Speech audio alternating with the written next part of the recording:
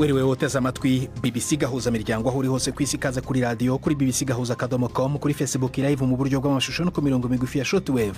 Dore ingingo z'ingenzi z'amakuru turambura mu kanya kuri uyu wa mbere tariki ya gatatu z'ukwa kabiri. Minisitiri w'ububanyi n'amahanga w'u Burundi ashinja u Rwanda kurenga ku masezerano mpuzamahanga ngo no kohereza ingabo zarwo muri Repubulika ya Demokarasi ya Kongo gufasha inyeshyamba za M23 kurwanya leta. Ngo igihugu cye gisaba ko bihinduka. Dusaba rero nk'uko cyagisata gishejwe amahoro n'umutekano ku isi ca ONU Conseil de sécurité mwaravyumvisha yakoranye kabiri isaba yuko ico gihugu cy'u Rwanda cokura abasirikare baco mu kindi gihugu kuko igihugu ca Kongo ni c'abakongomani si c'abanyarwanda si c'abarundi babwiza kwitunganya uko bayibona. Perezida wa Afrika y'Epfo Cyril Ramaphosa yahakanye ibirego bya Donald Trump ko guverinoma ya Afrika y'Epfo iri gufatira ubutaka mu Rwanda. Inama y'igihugu y'abafite ubumuga imaze gusohora igitabo cy'inkoranyamagambo y'ururimi rw'amarenga. Ikora gute?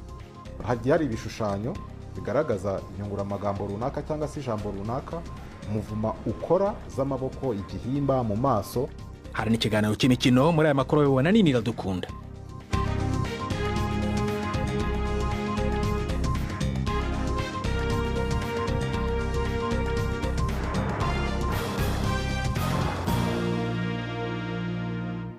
Ibyo byose n'ibindi bikubiye muri aya makuru ni mu kanya nyuma y'uko Jacques Niyitegeka tugezaho incamake y'amakuru y'ingenzi avugwa ku isi. Perezida wa Mexique Claudia Sheinbaum aravuga ko perezida wa Amerika Trump yahagaritse mu gihe cy'ukwezi kumwe ishyirwaho ry'amahoro angana na 25% ku gihugu cye. Nyuma yo kuvugana na bwana Trump, perezida Sheinbaum yavuze ko Mexique igiye guhita irushaho kurinda umupaka wayo mu majyaruguru, yoherezayo abandi basirikare 10,000 kugira ngo bafashe mu gukumira amagendo y'ibiyobyabwenge. Yavuze kandi ko Trump yemeje gufata ingamba zo gukumira icuruzwa ry'intwaro zinjira muri Mexique mu buryo bwa magendo. Bwana Trump kandi yanavuganye na minisitiri w'intebe wa Canada Justin Trudeau ku bijyanye no kongera amahoro nk'ayo kuri icyo gihugu biteganijwe gutangira kuri wa kabiri. Agaciro k'imigabane muri Amerika, Canada na Mexique kagabanutse cyane, amasoko y'imari agifungura.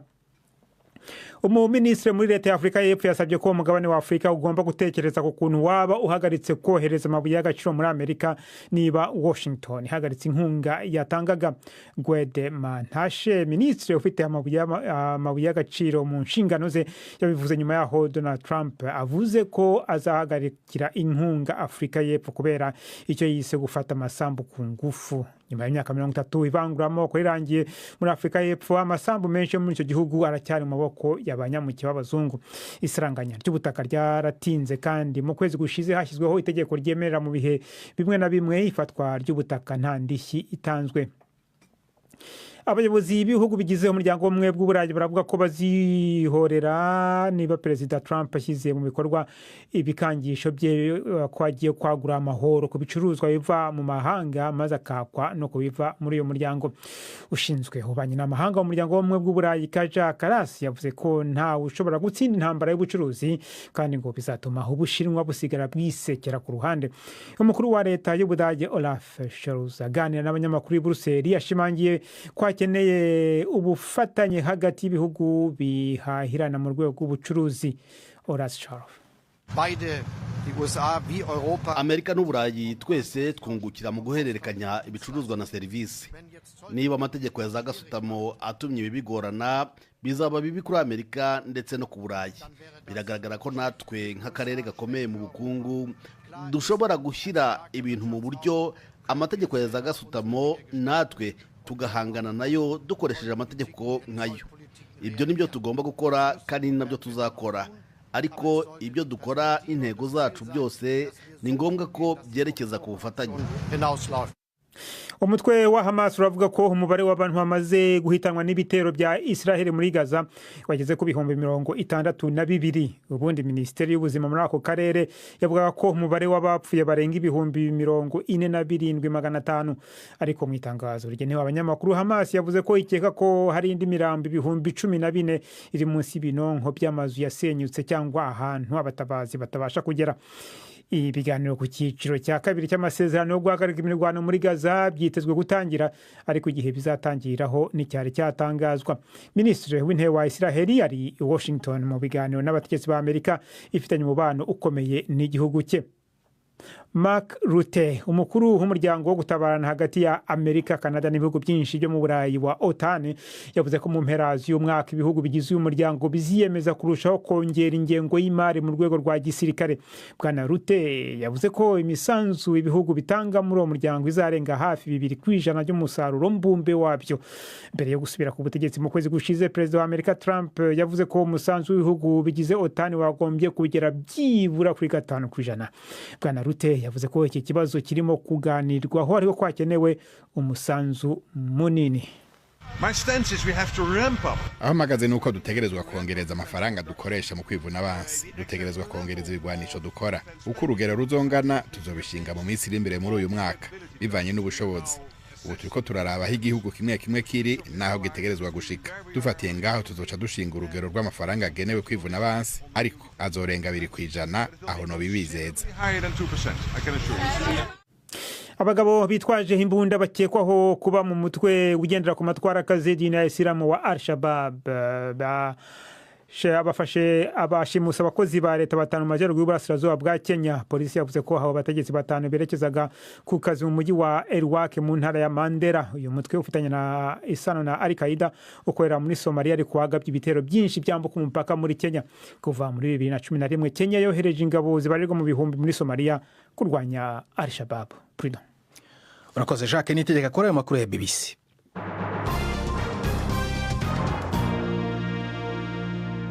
Ikaze ku makuru arambuye duhera muri Afurika y'Epfo, aho Perezida Cyril Ramaphosa yahakanye ibirego bya Perezida Donald Trump ko guverinoma ye ya Afurika y'Epfo iri gufatira ubutaka. Perezida Trump yatangaje ko azafunga inkunga yose yagenerwaga Afurika y'Epfo kubera iki kibazo. Ibi bikurikiye itegeko ryateye impagarara ryashyizweho umukono na Perezida Ramaphosa mu kwezi kwa mbere ryemerera leta gufata ubutaka nta ngurane itanzwe. Inkuru ya Mayeni Jones uri Johannesburg muragizwaho na Yvette Kabatesi. Perezida Cyril Ramaphosa avuga ko itegeko rijyanye no kwimura abantu riherutse gutorwa ritarimo gufatira ubutaka, kwa ahubwo rigamije kubusaranganya mu buryo bungana. Yashimangiye ko igihugu cye cyamye gishyiraho amategeko atuma buri wese agera ku butaka ndetse no kurengera uburenganzira bw'ababufite. Yagaragaje ubushake bwo kuganira n'ubuyobozi bwa Trump, avuga ko gahunda yiswe PEPFAR igamije kurwanya sida ariyo nkunga yonyine igihugu cye cyahabwaga na Leta Zunze Ubumwe za Amerika. Mu butumwa yanyujije ku rubuga nkoranyambaga rwa X, umuherwe Elon Musk ukomoka muri Afurika y'Epfo akaba n'umwe mu bajyanama ba Trump, yasubije Perezida Ramaphosa avuga ko uko kwimurwa ku butaka ari ivanguramoko. Nyuma y'imyaka 30 ubutegetsi bw'ivanguramoko bwa apartheid burangiye, ubutaka bunini buhingwa muri Afurika y'Epfo buracyari mu maboko y'abanyamuke b'abazungu. Bisobanura ko aribo bazagirwaho ingaruka zikomeye n'iryo tegeko rishya. Iri tegeko rivuga ko guverinoma yatwara gusa ubutaka idatanze igurane mu gihe bizaba bikozwe mu nyungu rusange. Minisitiri w'ububanyi n'amahanga w'u Burundi ashinja u Rwanda kurenga ku masezerano mpuzamahanga kubera kohereza ingabo zarwo muri Repubulika ya Demokarasi ya Kongo gufasha inyeshyamba za M23 kurwanya leta ya Kongo. Ibi Albert Shingiro yabitangarije mu kiganiro n'abanyamakuru kuri uyu wa mbere. Bwana Shingiro yavuze ko guverinoma ye ngo idashyigikiye igihugu kivogera ikindi, asaba ko u Rwanda rukura abasirikare barwo muri Kongo. Inkuru ya Gildas Ihundi Mpundu. Ariko yishiraho kibazo kijanye n'intambara iri kihuza Repubulika ya Demokarasi ya Kongo n'umuhari M23 wabivugwa ko ufashwa n'u Rwanda. Umushikiranganje imigenderanire Albert Shingiro yamenyesheje ko u Burundi bugendera ku ngingo ngenderwako za ONU zivuga ko igihugu icarico cose gitegerezwa kwirinda guhungabanya ikindi. Iyo rero mubonye igihugu kinaka gifashe abasirikare n'ibigwanisho kikajabuka kikarengana imipaka kihagenda mu kindi gihugu, mubone mwumva ko ico gihugu kindi bakivogerera. Ivyo rero twebwe ntitubishigikiye. Dushigikiye yuko atabihugu bivogera ibindi. Utoshobora kujabuka mu kindi gihugu ufise ibigwanisho, kuko iyo ufise ibigwanisho kenshi n'abene gihugu barahagwa. Dusaba rero nk'uko ca gisata gishejwe amahoro n'umutekano ku isi ca ONU, Conseil de sécurité mwaravyumvishe yakoranye kabiri, isaba yuko ico gihugu cy'u Rwanda cokura abasirikare baco mu kindi gihugu kuko igihugu cya Kongo ni cy'abakongomani si cy'abanyarwanda si cy'abarundi babwiza kwitunganya uko bayibona. Albert Shingiro abona ko intambara iri kibera mu buseruko bwa Kongo ifise ingaruka nyinshi haba ku banyagihugu mbere no kubayitera ubwabo. Kubwiwe inzira irashe n'iyibiganiro vyohuza abanyekongo ubwabo. Hanyuma ibibazo bizaba bisigaye abasoda mu Rwanda bamaze kuva muri ico gihugu bizaba ibibazo by'abakongomani bashobora kwitera umuti biciye mu biganiro. Murazi yuko hari imihora myinshi hari isanzwe hari kugira ngo abo bagwana muri Kongo bashobore kumvikana. Turafise umuhora twita processus de Rwanda na processus de Nairobi. Twifuza ko iyo ntambara ihagarara vuba kugira kwica ko abene gihugu bo mu karere kugabanuke, kandi twibaza yuko amakungu azokora uko ashoboye kugira ngo intambara ntibe intambara mu karere, kuko umuntu amenya ingene intambara itangura, ntamenya ingene ihera, ntamenya n'inkurikizi yayo akitangura.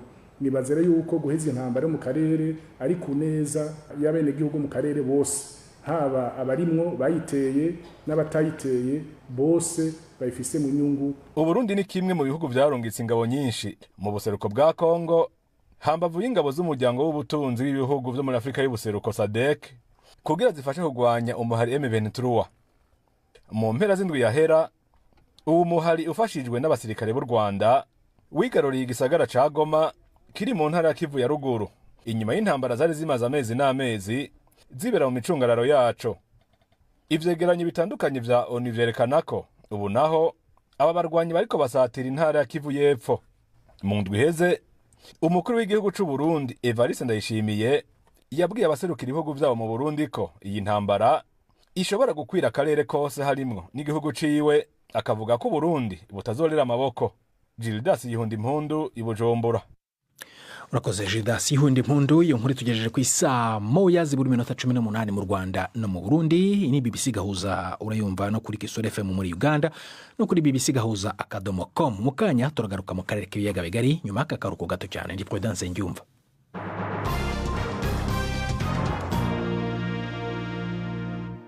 Tujye mu Rwanda aho inama y'igihugu y'abafite ubumuga iherutse gusohora igitabo cy'inkoranyamagambo y'ururimi rw'amarenga.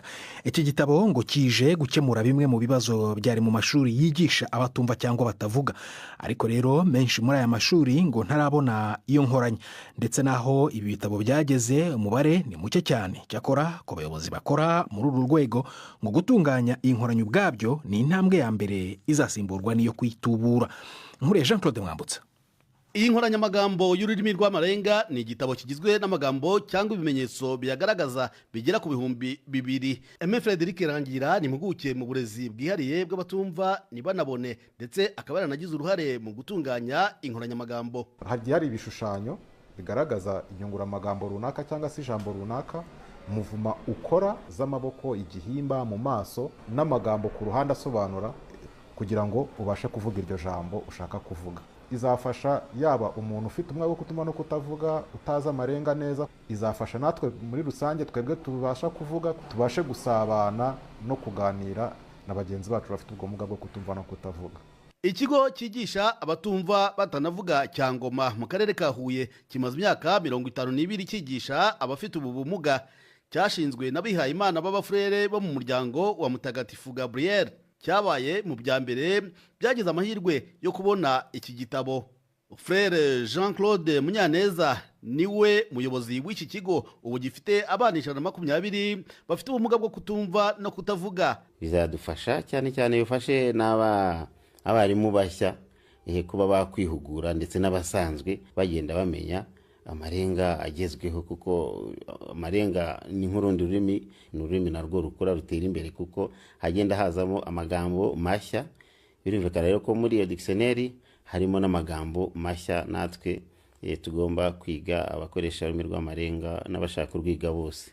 Madame Kabatesi Beatrice ni umwarimukazi muri iri shuri, yigisha mu mwaka wa 2 w'amashuri abanza ku bana batumva ntibanavuge. Mbere kitaraboneka urumva hari imbogamizi nyinshi ku buryo hari amagambo amwe n'amwe tutashoboraga kubonera amarenga, hanyuma tukirwanaho ku buryo umwana byumva. Ariko iki gitabo aho cyaziye nibura ubasha kubonamo rya jambo n'irenga bijyanye, imbogamizi zirahari. Icyo gitabo ni kimwe mu kigo cyose mwarimu yirwanaho akaza akareba rya jambo atasobanukiwe, turategereje kugira ngo babihindure byinshi, nibura buri mwarimu agira igitabo. Umutara Deaf School ni irindi shuri riha uburezi bwihariye abafite ubumuga bwo kutumva no kutabona. Ryo ni ishuri ryigenga riri mu karere ka Nyagatare mu ntara y'Uburasirazuba.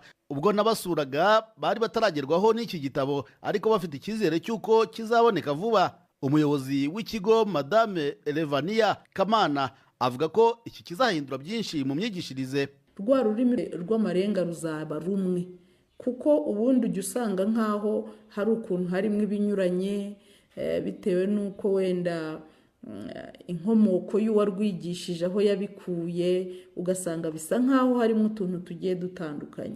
Ariko kuko inkoranyamagambo izaba ari imwe ku gihugu, ndakeka ururimi rw'amarenga ruzatera imbere kandi rutera imbere ku kigero kimwe.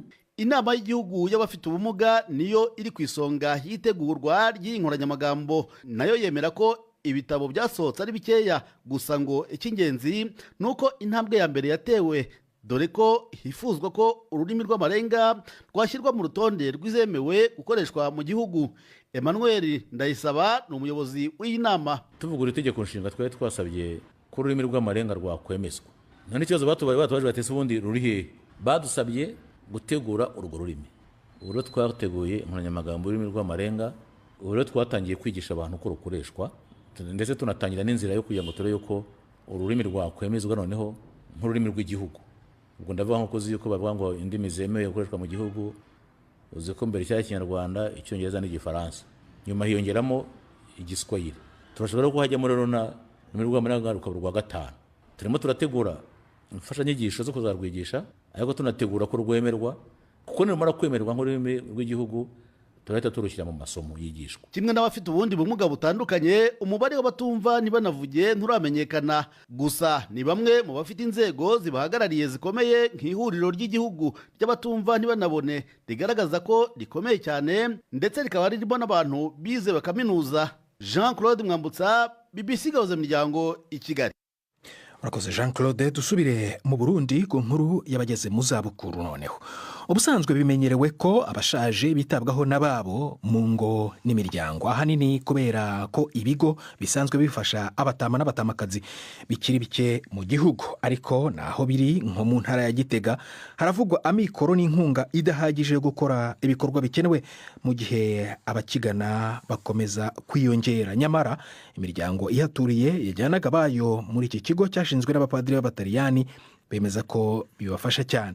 Judas Hundimpundu yagendeye icyo kigo aganira n'imwe mu miryango ifite abakecuru bakifashirizwamo, adutegurira inkuru ikurikira.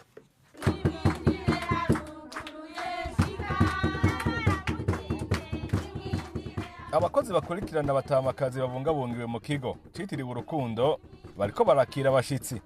Turi ku mutumba Nkuba, zone Mutoyi, komine Bugendana, ku birometero birenga 40 uva ku mugwa mukuru wa politike Gitega. Ni igihe cy'isaha 5:15. Abatamakazi baharurwa muri mirongo bagandagaje mu bwugamo bw'inyubakwa babamwo. Bamwe bariko barakoma amashi, abandi bagerageza kuririmba, nubwo biboneka ko utuguva atari kirenga. Kubera ubusaza harabusanga barahumye, hari n'abiyunguruza kudokinga tw'abagendana ubumuga. Kubaganiriza ntibyoroshe, bisaba kuvuga cyane. Marita Ntunguka w'imyaka 86 agoma yiyumvira biwe. Nabuzukuruza ndaronka nk'izikuzukuru mugato yacyari duto duto, kamwe kitwa Nadia Maria Bella kandi nako ni Melissa. Bahora baza kundaba, mu gitondo turafungura ubuyi, saa sita bakatugaburira nyene ifungurwa, no ku mugoroba nuko nyene. Yego tubayeho neza. Bamwe mu babungabungiwe muri iki kigo nta mwana n'umwe basigaranye. Kugira babibagize intuntu, hari porogaramu zitandukanye bateguriwe, harimo no gusenga imisi yose. Regina Maheza w'imyaka 90 n'umwe muri bo. Ndimo bana Bikira Mariya hajya tuzinduka twicara ngaha nyene gasenga, tutangura ibisabisho byo mu gitondo, hanyuma tugata dukurikiza intuze ishapure. Igihe cy'isaha 6 haba hageze gufungura. Uno munsi bafungura utuboga ibiharage, umutsima w'umwumbati n'agaceri.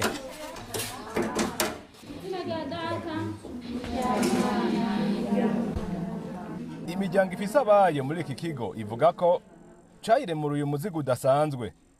Narijari y'abarimyi yemeza ko yakoresha uburyo bwinshi cyane kugira ibabungabunge. Hari n'abagurisha amatongo. Privato nta magendero na Sergio.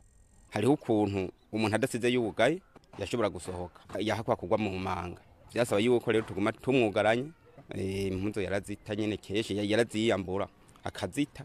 Ico kigo no kugishimira no kugikenga bukira kubera canyijije ingorane nini. Mama yaje ngaha ameze nabi. Aba bapatiri n'ababwingene bimeze baramfashije kugira ashike ngaha. Byarambabaza gose kuko naragerageza uburyo bwose ndamufasha nkananirwa. Mushikanje akamfasha bikanka. Twarariye gatonya nyene nagatongo gatonya. Nashatse kumenya ingene vya kino kigo vyifashe maze negera Emanuela na Karutimana umwe mu bakijejwe. Abatamakazi dufise 62. Bamwe barafise ego imiryango, abandi nabo usanga barabahezeko, turabafasha mu kubafungurira, tukabambika, tukaboza, tukabavuza. Emanuela avuga ko cugarijwe n'ingorane z'uburyo mu gihe abacitura baguma bongerekana. Mu bisanzwe abakeneye gufashwa bari benshi kandi n'ababisaba ni benshi. None uco usanga ubwo buryo butahari bukwiye kugira ngo bakire benshi gusumba abadufise ubu. Twebwe twosaba abo babashima kino gikorwa bakaraba ingene boterera. Ikigo citiriwe urukundo gitunze abageze mu zabukuru co mu Mutoyi gikoresha uburyo bwacu bwite kikongera kikirimira bimwe mu vyo kibagaburira. Kigerageza kwibako muri iki gihe ibiciro biguma biduga. Ubukene bw'igitoro nabwo bugakomeza kwiyongera. Ibi vyompi bikaba vyakigize kwingaruka. Urakoze Judas Yihundi Mpundu kuri iyo nkuru watugezagaho yo kubakambwe ndetse n'abatamakazi mu Burundi. Umva ikinamico tukurarikira ejo kuwa kabiri. Mu kiganiro nana cyo kuri wa kabiri twabateguriye. Mana yanjye we Kristo turamubwira iki we? Kubera ikize? Kubera nyine ziriya gahunda z'ubukwe na nyinshi zapfuye. Twabikora iki se sha? Umva njye sinshobora kurebana na Kristo mu maso rwose. Reka nanahite nigira mu biro byanjye dashwi. Shaka karame titire. Niko ko munyitegereza gusasa aho kunsuhuza. Reka nze ukore mu ntoki muntu wanje. Mana yanjye we ubu turaganira dute n'ibintu byabaye koko. Ni 12:45 kuri BBC. Kanono ijambo Yves Bucyana mu kiganiro cy'imikino. Mwiriho neza amakuru y'imikino nyahere ku mugabane w'Uburayi mu Bwongereza. Shampiyona ya English Premier League yarakomeje mu mpera z'icyumweru. Arsenal yaraye yihanije Manchester City ihondagura ibitego 5-1 mu mukino udasanzwe ku bakunzi ba Arsenal ku kibuga cya Emirates. Bongera kwishyiramo agatima ko gukomeza kwiruka ku gikombe. Iyo ntsinzi ivuze ko Arsenal ubu iri nyuma ya Liverpool n'intera y'amanota 6, ariko Liverpool iracyafite umukino w'ikirarane. Ni mu gihe ikipe ya Manchester United yo ikomeje kutoroherwa ku kibuga cyayo Old Trafford. Ejo yahakubitiwe na Crystal Palace ibitego 2-0. Hanyuma ikipe ya Tottenham yo ishyira kadomo ku mikino 4 idatsinda muri shampiyona y'Ubwongereza ubwo yatsindaga ikipe ya Brentford ibitego 2-0. Mu yindi mikino yabaye kuwa gatandatu Everton yatsinze ibitego 2 mu minota 6 ya mbere y'umukino, harimo igitego cyihuta cyane cyatsinzwe na Abdoulaye Doucouré ku masegonda 10 gusa. Mu mukino warangiye Everton ipfunyikiye Leicester City ibitego 4-0 ku kibuga cya Goodison Park. Wari umukino w'amakipe yombi ari mu manegeka yenda kumanuka, ariko iyo ntsinzi yasize Everton igize amanota 10 imbere y'iziri ku murongo kumanuka, mu gihe Leicester City yo iri ku inota 1 gusa imbere y'eshatu za nyuma. Liverpool yatsinze 2-0 Bournemouth ibitego bya Mohamed Salah ku kibuga cya Vitality. Uyu Mohamed Salah amaze kwinjiza akabagari k'ibitego 178 muri shampiyona ya Premier League kuva yayigeramo, biramushyira ku mwanya wa 6 ku rutonde rw'abakinnyi ba mbere batsinze ibitego byinshi, arenga ibitego 177 bya Frank Lampard.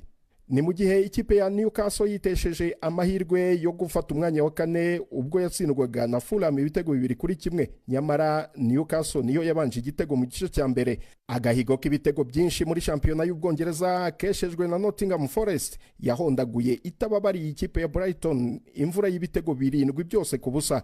Rutahizamu wayo Chris Wood atsindamo hat-trick, ni ukuvuga ibitego 3 wenyine ku kibuga cya City. Nkiri mu Bwongereza, rutahizamu wa Manchester United Marcus Rashford yamaze kwinjira mu ikipe ya Aston Villa nk'intizanyo kugeza mu mpera za shampiyona, binashoboka ko yagurwa kuri miliyoni 40 z'amapaundi. Amakuru aturuka mu ikipe ya Manchester United aravuga ko byibuze 75% y'umushahara wa Rashford azishyurwa. Rashford y'imyaka 27 yanditse kuri Instagram ye ati ndashaka gushimira Manchester United na Aston Villa kuba bashoboye kumvikana kuri aya masezerano. Iyi kipe ya Aston Villa ifashe Marcus Rashford nk'intizanyo nyuma yo kurekura umukinnyi wayo wo mu ruhande rusatirizamu John Duran wagiye mu ikipe ya Al Nassr yo mu gihugu cya Arabia Saudite. Uyu mukinnyi wo mu gihugu cya Colombia yaguzwe miliyoni zisaga 71 z'amapaundi, akaba yerekeje mu ikipe ikinamo Cristiano Ronaldo ndetse na Sadio Mane mu mujyi wa Riyadh muri Arabia Saudite. Villa kandi iri hafi yo gusinyisha umukinnyi wo hagati w'umunya-Espagne Marco Asensio nk'intizanyo avuye mu ikipe ya Paris Saint-Germain.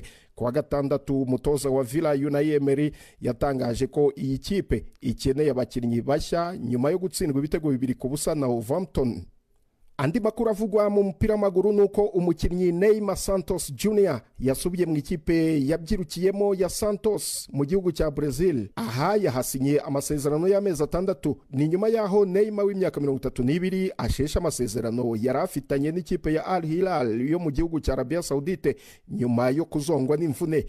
Mu gihugu cya Espagne ari naho nsoreje, ikipe ya Barcelona ejo yatsinze biyigoye ikipe ya Alaves igitego 1-0. Kuwa gatandatu Real Madrid yakubiswe na Espanyol Barcelona igitego 1-0, biha amahirwe Atletico Madrid yo kuyisatira ku mwanya wa mbere. Atletico Madrid iri ku mwanya wa kabiri yatsinze Mallorca ibitego 2-0.